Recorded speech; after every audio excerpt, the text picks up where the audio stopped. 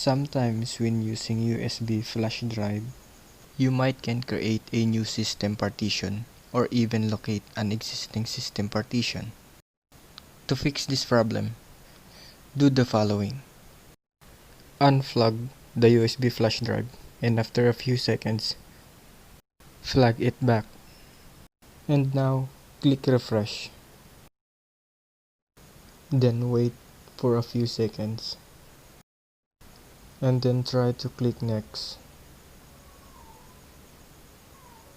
And it's done. The problem must gone.